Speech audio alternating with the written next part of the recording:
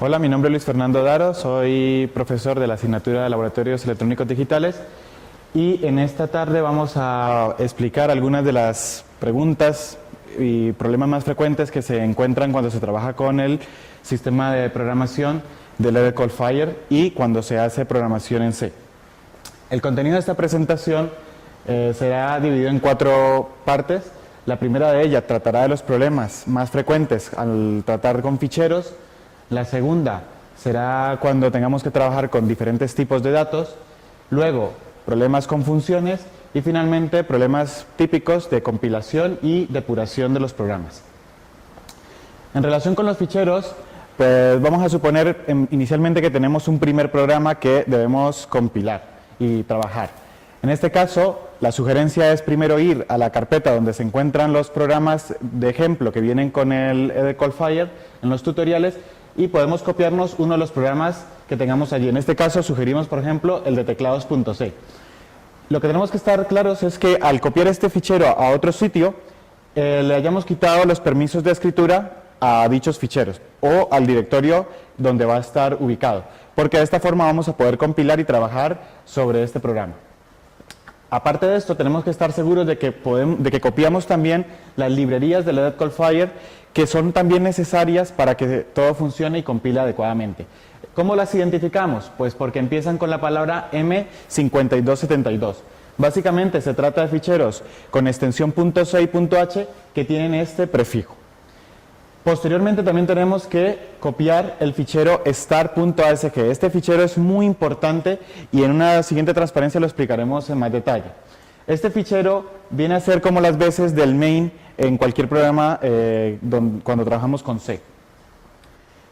Al hacer las veces de main debemos tener en cuenta que nunca debemos incluir en nuestro programa ni en este fichero una función que se llame main, porque de lo contrario vamos a tener un problema a la hora de compilar, nos va a dar error. Finalmente, cuando querramos ya modificar nuestro programa, pues volvemos al fichero teclado.c que nos hemos copiado inicialmente y modificaremos los métodos bucleMain e init. Estos serán los métodos principales sobre los que trabajaremos. Vamos a ver un poco más en detalle lo que es el fichero start.asg. Este fichero contiene código en el lenguaje ensamblador que lo que hace inicialmente es guardar o inicializar el stat pointer a un valor determinado y el segundo paso será inicializar el status register con otro valor. Una vez hemos hecho esto, él va a saltar a una función que se llama init. Esta función está dentro del programa, en este caso teclado.c o en nuestro programa que estemos compilando, y será la función donde nosotros haremos algo que es muy importante y es inicializar los registros o inicializar las variables que tengamos que sean de nuestro programa. Esta función se ejecuta una única vez y se hace antes de entrar a otra función que también es importante, que se llama bucleMain. Es decir, aquí inicializaremos las cosas, una vez volvamos de esta función que nosotros en nuestro programa modificaremos, pasaremos a bucleMain. Y en bucleMain es donde vamos a colocar todos nuestros programas o las llamadas a nuestras funciones propias. Si notamos esta sección del código, bucleMain está dentro de un bucle, por eso tiene este nombre. Una vez pase a esta función y volverá nuevamente a bucle. De esta forma estaremos en un bucle infinito hasta que nosotros le demos terminar al programa desde el entorno de LED Coldfire. También dentro del fichero ASG nos vamos a encontrar otros elementos que son importantes y que aparentemente no tienen ningún sentido o que están allí en nuestro programa teclado.c y que no sabemos qué significa. Bueno, pues cuando nos vamos al start.asg nos damos cuenta de qué significa esto. Lo que vamos a ver aquí es que hay unas funciones que llevan este prefijo pred y tienen el nombre de toad0, toad1, toad2 o int0, int1, int2. ¿Qué se hace allí? Pues básicamente el manejo de los temporizadores y el manejo de las interrupciones. El esquema es el mismo para todos ellos, entonces con que veamos un ejemplo será suficiente. Pues lo que vemos que inicialmente el lenguaje ensamblador guardamos los registros en la pila y hacemos una llamada a rutina tout0, que será o que está ubicada en nuestro fichero principal, en este caso, en el ejemplo, teclado.c. Si nos vamos a ese fichero, allí encontraremos esta función completamente vacía, porque ya seremos nosotros los programadores los que tengamos que dar y escribir el código que se ejecutaría dentro de esta rutina, en este caso del temporizador 0. Una vez volvemos de esta rutina, pues recuperamos la pila y el programa volvería a bucle main o al programa principal, porque esto se ejecuta una vez que haya una interrupción. Entonces, esto tiene que ver con lo que son los ficheros ASG, que son muy importantes. Pero también nos encontramos con otros ficheros que son también muy importantes para el entorno. Son las bibliotecas o librerías. Ya las he mencionado antes, comienzan con el prefijo M5272 y existen unas 4 bibliotecas que se incluyen dentro de los programas o dentro del programa EDEL-CALLFIRE. La primera de ellas tiene como sufijo el lib.c. ¿Y qué vamos a encontrarnos allí? Nos vamos a encontrar funciones típicas usadas en la mayoría de los programas. Esta librería es muy importante porque ahí nos vamos a encontrar funciones que ya les damos a los estudiantes para que no tengan que preocuparse por ellas, que las puedan usar dentro de sus programas. Por eso son tan importantes.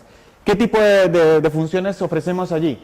Pues funciones para escribir o leer datos por pantalla o leer por teclado, así como copiar datos de memoria. Básicamente hay más, ya las explicaremos posteriormente, pero quedarnos un poco con la idea de que allí nos vamos a encontrar este tipo de funciones. Existe otra que tiene el sufijo GPIO, que lo que realiza son funciones de entrada y salida de datos por puertos. Aquí vamos a encontrar que cuando queramos mandar una información a un puerto específico del EDEL-CALLFIRE, pues podemos utilizar las funciones que nos dan allí. O cuando querramos leer, pues también está disponible una función que podemos utilizar en nuestros programas. Existe otra con sufijo LSD que lo que realiza son funciones de configuración y de control de un LCD que disponemos en la placa del EDEL-CALLFIRE. Finalmente tenemos el ADC y DAC, donde vamos a encontrar funciones de configuración y uso de conversores digital analógico o de conversores análogo a digital. Todas las funciones que necesitemos en algún momento las vamos a encontrar allí ya completamente funcionales. Finalmente mencionar que cuando querramos utilizar algunas de estas funciones en nuestro programa principal, debemos hacerlo a través de una etiqueta que se conoce como include. A continuación, entre comillas, el nombre de la biblioteca y la extensión .c que nosotros querramos utilizar. Esto se debe hacer siempre al principio del programa, de los programas que nosotros estemos editando. Muy bien, ahondando un poco más con el tema de la importación de bibliotecas, debemos mencionar que existe el método que he mencionado anteriormente, que es la inclusión directa por medio de esta sintaxis de C, que es el include, o también podemos hacerlo de forma indirecta, es decir, haciendo un include del fichero que querramos tener o de la biblioteca que queramos utilizar, pero incluyéndolo en otro fichero. De esta forma, pues tendríamos incluir un fichero que incluye a su vez a otro. El compilador recorrerá, al hacer la compilación y la ejecución del programa, recorrerá todos los ficheros que le hayamos incluido y linkará toda esta información para que el programa se ejecute adecuadamente. Una recomendación importante: debemos evitar anidaciones de includes, es decir, que tengas un include en un fichero, en otro fichero vuelvas a incluirlo, porque esto puede causar algún problema. ¿Qué sugerimos? Pues que incluyamos todos los ficheros .c en el programa principal, y los ficheros .h sí los podemos utilizar en cualquier otro fichero .c que tengamos.